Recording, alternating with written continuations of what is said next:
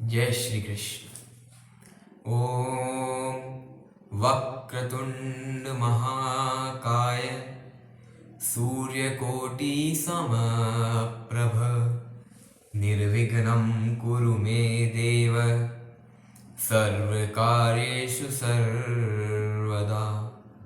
मंगलं भगवान् विष्णु मंगलं गरुडध्वज मंगलं पुंडरीकाक्ष मंगलाय तनोहरि।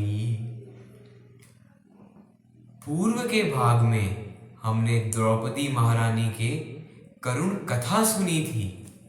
अब हम आगे की ओर बढ़ते हैं, आगे की कथा का श्रवण करते हैं। आप लोग बड़े सावधान होकर और बड़े प्रेम से इसका श्रवण कीजिए।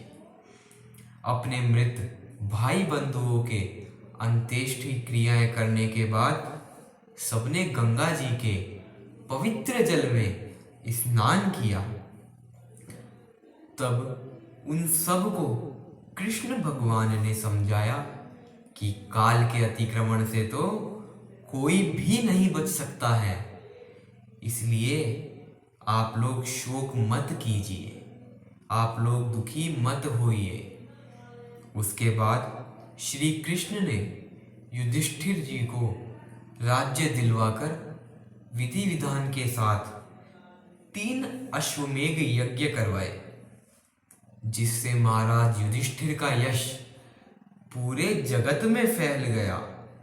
फिर जब भगवान कृष्ण सात्यकी और उद्धव के साथ द्वारका जाने के लिए रथ में बैठने लगते हैं, तभी सामने से वे उत्तरा को रोते हुए आता देखते हैं। गान्तु कृतमतिर्ब्रह्मन् द्वारकां रथमास्थितः। उत्तरा कहती है, हे प्रभु, यह चमकता हुआ बाण मेरी ओर आ रहा है। आप मेरे गर्भ की रक्षा कीजिए, मेरी रक्षा कीजिए प्रभु, मेरी रक्षा कीजिए। तब भगवान समझ जाते हैं कि यह बाण अवश्य ही अश्वत्थामा ने ही छोड़ा होगा। उसी समय पांडव देखते हैं, उनकी ओर भी 5 जलते हुए बाण आ रहे हैं। तब भगवान सुदर्शन चक्र से इस संकट से सभी की रक्षा करते हैं। भगवान सुदर्शन चक्र से इन बाणों का तेज शांत कर देते हैं। बयरु न कर काहू सन कोई, राम प्रताप विषमता खोई।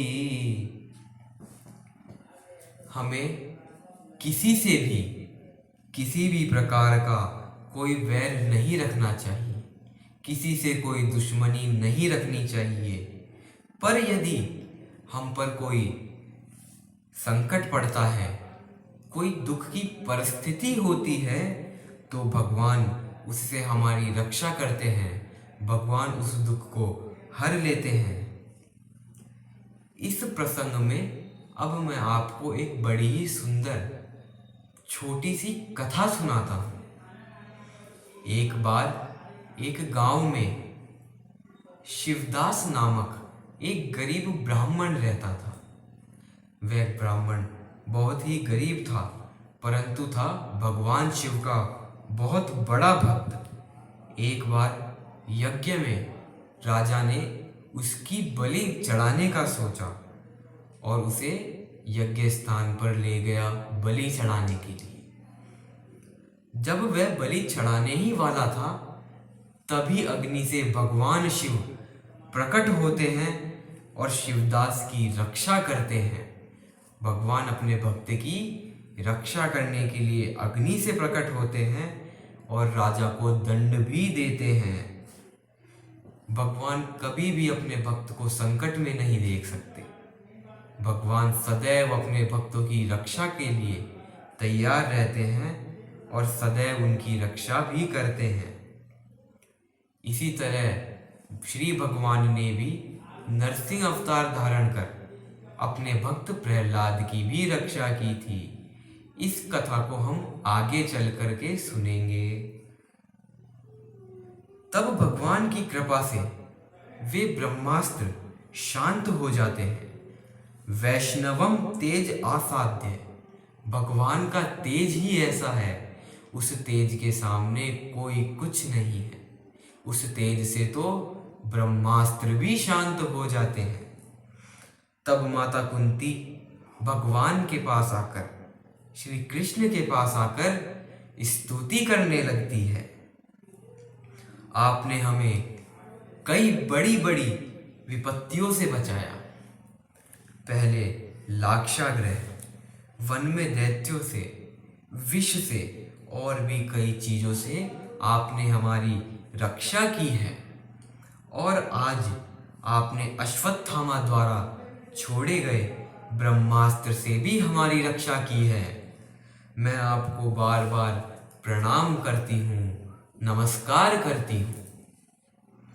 अब आप मुझे एक वर देते हुए जाइए। विपदः सन्तु नः शस्तत्र तत्र जगहुरो। मैं जहाँ भी रहूँ मुझे परेशानियाँ ही प्राप्त हो, विपत्तियाँ ही प्राप्त हो। यह वर माता कुंती भगवान कृष्ण से मांग रही है कि वे जहाँ पर भी रहे उन्हें विपत्तियाँ ही प्राप्त हो। वे ऐसा इसलिए कह रही हैं क्योंकि विपत्ति में भगवान के दर्शन होते हैं। विपत्ति में आपके दर्शन होते हैं और सांसारिक दुख दूर हो जाते हैं। संसार के सारे दुख भगवान के दर्शन मात्र से ही दूर हो जाते हैं। आपकी लीला को तो कोई नहीं जानता। इस जगत में कोई भी आपकी लीला को नहीं जानता है।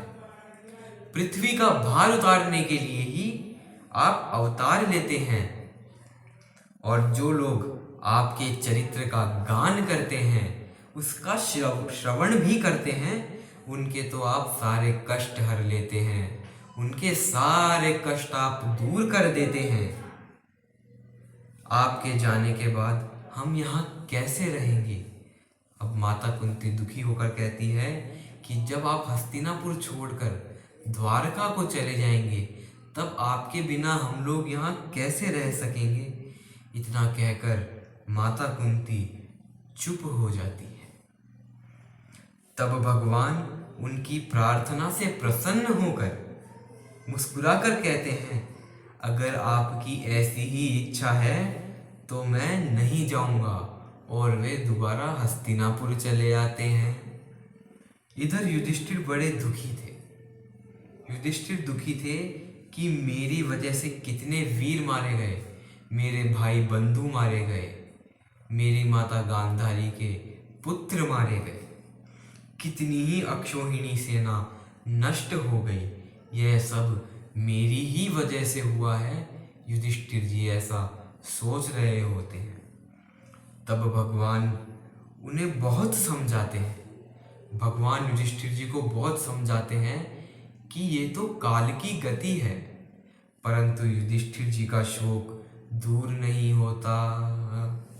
श्रीमन नारायण नारायण नारायण केशव नारायण नारायण नारायण माधव नारायण नारायण नारायण चंदा नारायण नारायण नारायण श्रीमन नारायण नारायण नारायण।